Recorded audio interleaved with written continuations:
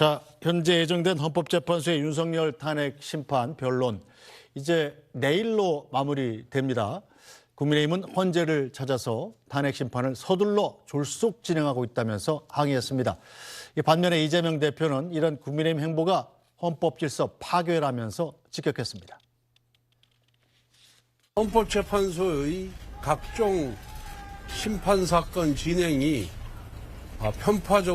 편파적이고 불공정하게 진행이 되어서 과연 헌재가 정치 재판을 하는 것이 아니냐는 그런 국민적 의구심이 커지고 있기 때문에 헌재를 방문하게 되었습니다.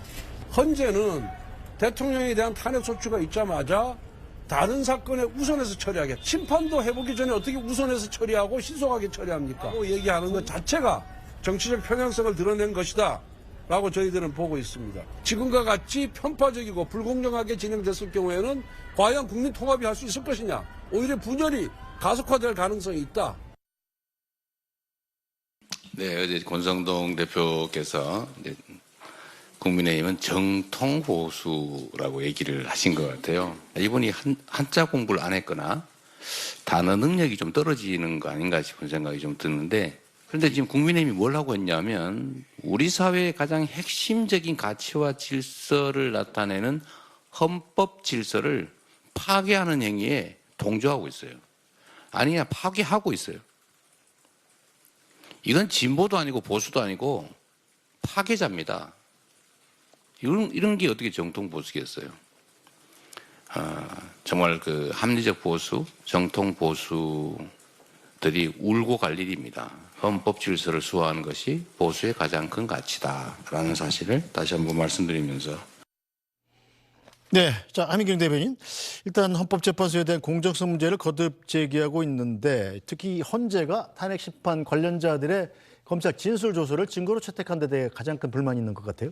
계속해서 헌법재판소가 얘기하고 있는 거는 이제 박근혜 전 대통령 탄핵대를 이제 들고 있는데, 그때 이제 이후 많이 달라진 부분이 검찰 진술 조서입니다. 이게 2020년부터 검찰에서 진술을 하더라도 이게 당사자가 나가서 내가 부동의한다, 내용을 동의하지 않는다라고 하면 이게 증거 능력이 아예 없게 되는 겁니다. 네. 그런데 이 부분에 대해서 헌법재판소는 박근혜 전 대통령 때 탄핵은 2017년이고 이건 2020년부터 개정법이 적용됐는데 이 법 적용을 안 하고 증거 능력이 없는 증거도 헌법재판소에서는 쓸 거야, 이렇게 얘기를 하고 있는 겁니다. 근데 그렇게 하기 위해서는 재판정에서 반대 신문권을 충분히 보장을 해주고, 재판정에 재판관들도 나와 있고 또 이제 뭐 피청구인 측도 나와 있고 국회 측도 나와 있기 때문에 증인 신분을 충분히 해서 이 부분에 대해서 탄핵할 것 탄핵하고 인정할 거 인정하면 되는데, 그 부분에 대해서는 또 초시계가 등장하지 않았습니까? 이게 국회 측과 뭐 이제 피청구인 대통령 측에다가 시간을 동일하게 줬으니까 이거 네. 공정한 거야라고 얘기를 하는 건데,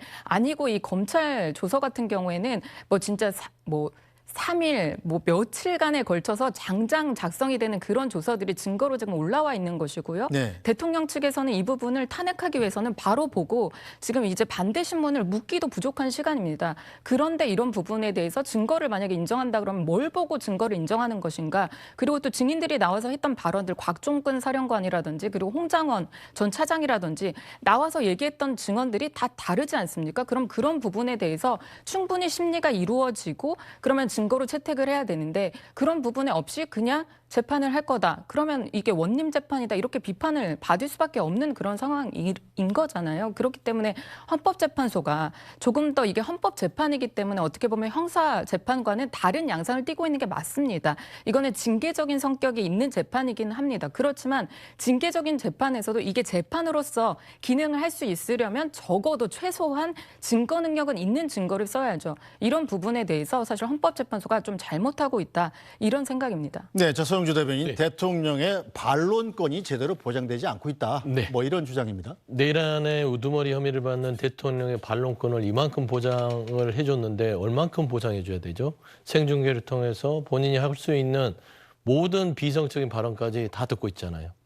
계엄령이 계몽령이다, 인원이다, 요원이다, 그다음에 의원이다.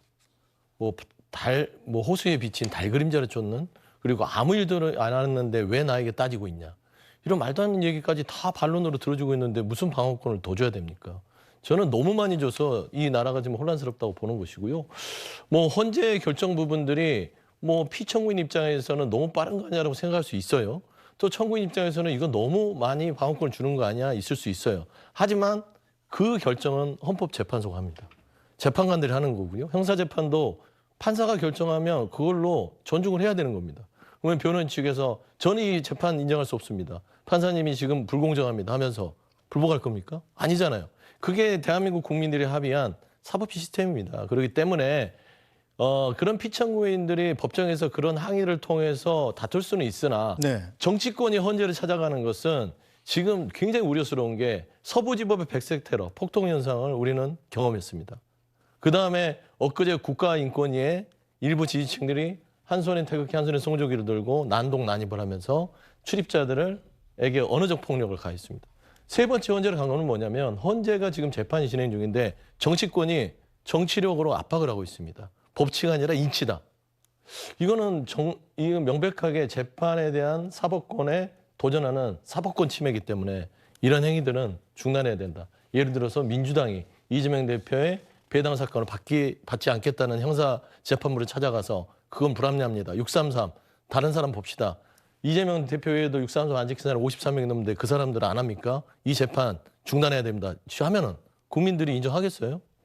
그런 것은 안 된다는 것이죠. 네, 자 민주당에서는 지금 여당에서 이렇게 헌재 재판 과정에 대해서 불만을 표시하고 오늘 또 원희룡 전 장관이 오랜만에 또 기자회견을 열고 헌재가 공정하게 재판해야 된다 이렇게 주장을 했더라고요.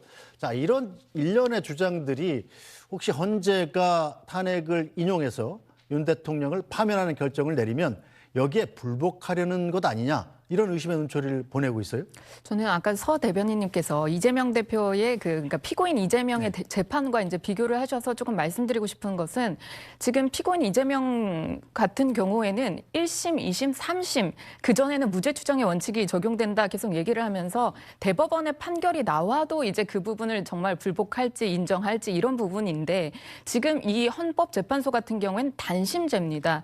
게다가 이재명 대표 같은 경우에는 이전에 이제 다른 사건에서 나에게 불리하게 재판을 결과를 내릴 것 같으니까 내가 기피 신청을 하겠다 해서 지금 한없이 길어지고 있잖아요. 그게 지금 진행조차 되고 있지 않습니다. 그런데 네. 이 헌법재판 같은 경우에는 헌법재판소만 딱 있기 때문에 그 사람이 나와 이제 어떤 관계가 있든 누구와 어떤 관계가 있든 어떤 성향의 사람이든 기피 신청조차 받아들이지 못하는 그런 상황입니다.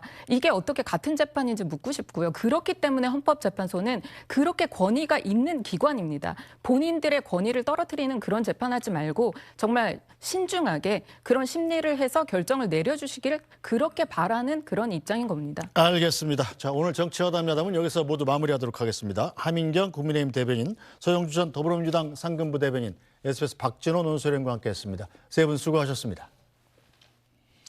네, 뉴스 브리핑은 잠시 뒤에 돌아오겠습니다.